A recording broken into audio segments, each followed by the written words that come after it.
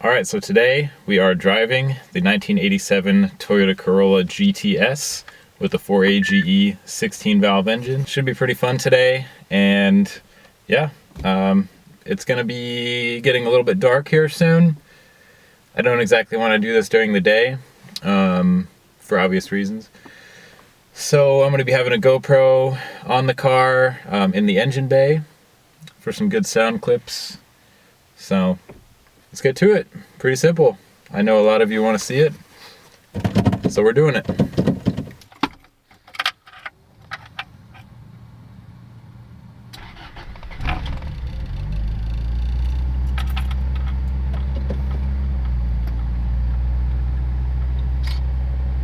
So driving the AE82, quite an experience. It is a very old car, obviously. I don't see too many of these on the road. In fact, I've never seen one besides the ones that I've owned. They do appear on Craigslist every once in a while, but they're very rare. I don't think they were ever made in Japan and shipped here. They were only made in California in the NUMMI plant, which is now Tesla. So this car was made in the same factory as Tesla is now. So what an upgrade as opposed to back then. Driving the AE82 is a very similar experience to the 86 Corolla, which is the rear-wheel drive, but obviously things are different. It doesn't have as much of a cult following as the 86. This is front-wheel drive, obviously, and I'm not the biggest fan of that, but in all fairness, it is so much fun. This car is a riot to drive. I always said that slow cars are so much more fun to drive fast than fast cars are to drive fast, if that makes sense. Because with this car, I mean, the 0 to 60 is probably over 10 seconds. And it weighs 1,900 pounds without me in it.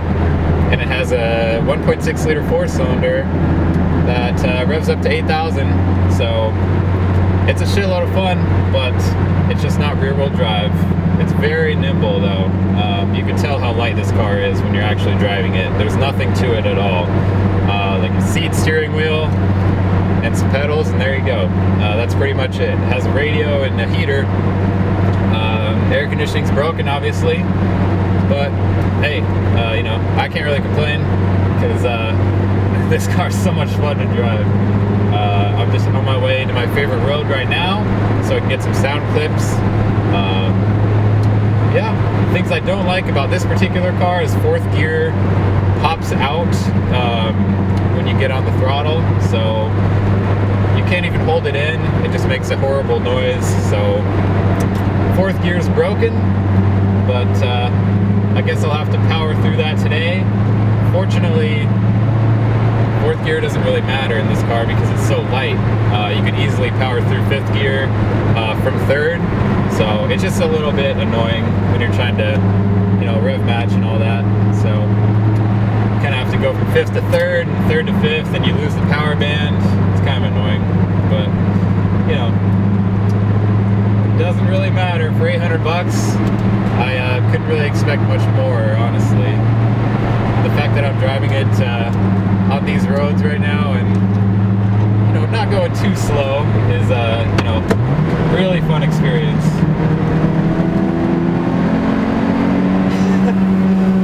Oh my god, it just has so much character.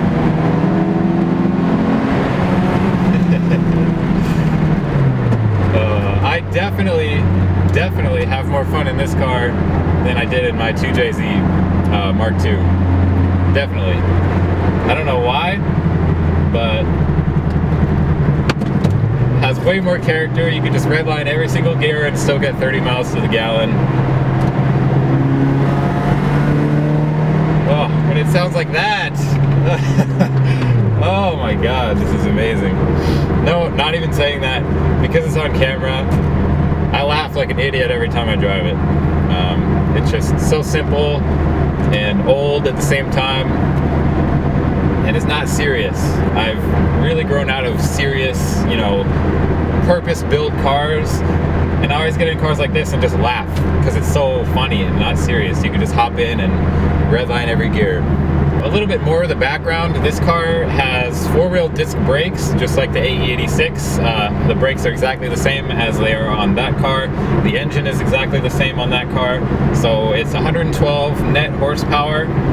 When it was brand new, I wouldn't be surprised if it was making 80 horsepower today, just because of the age and the miles and how clapped out it is. I mean, it's lost a gear since then, so it's probably lost 30 horsepower.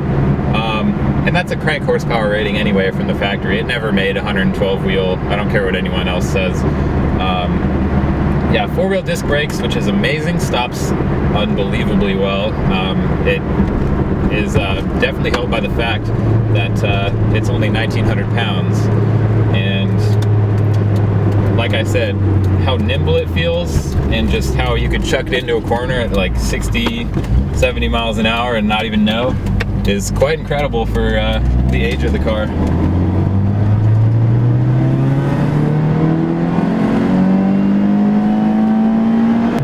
This car actually raced in spec racing back in the day, so brand new when it was they were still doing touring car racing.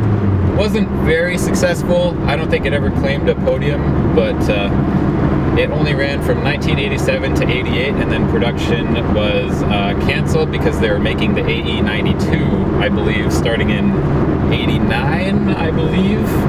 So it was just facelifted, it got bigger. In my opinion, it kind of lost a lot of the charm. The 4AG was carried over to that car as well, but I don't know. This car, it just screams 80s. It definitely looks a lot better in my opinion. Mine is not the cleanest example.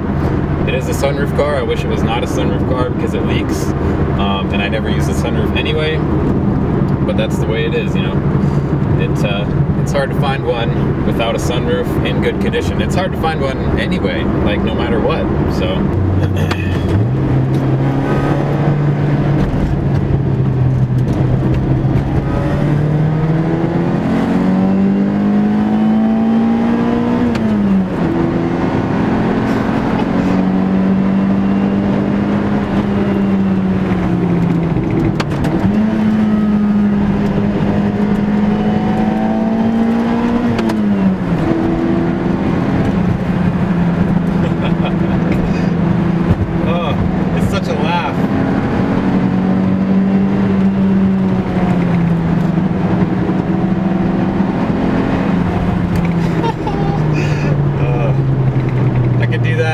Literally all day.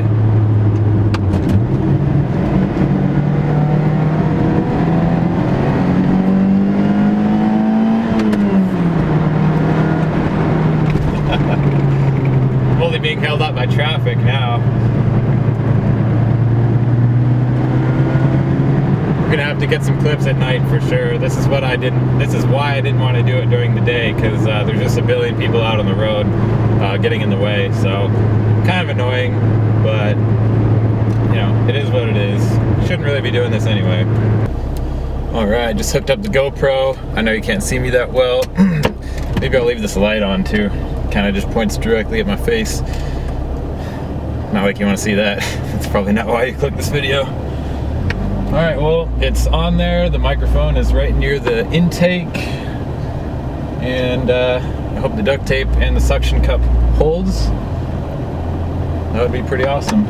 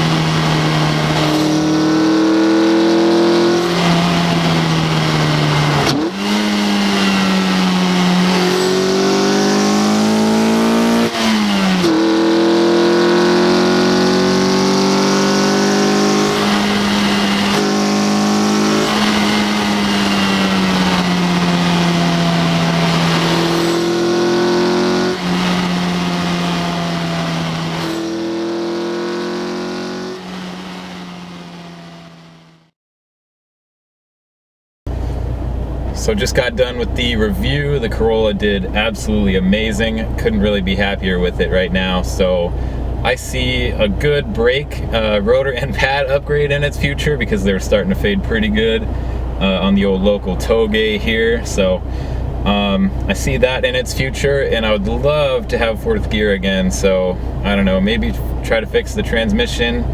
But I really want to just get a new one because I don't want to have all the downtime of this car because it's my daily driver. I'm going to leave it there, leave the review nice and short because I could go on for 30 minutes, but not a lot of people have time to watch a 30-minute video, so I'm going to leave it there. Hope you enjoyed the sound clips and all that, and see you later.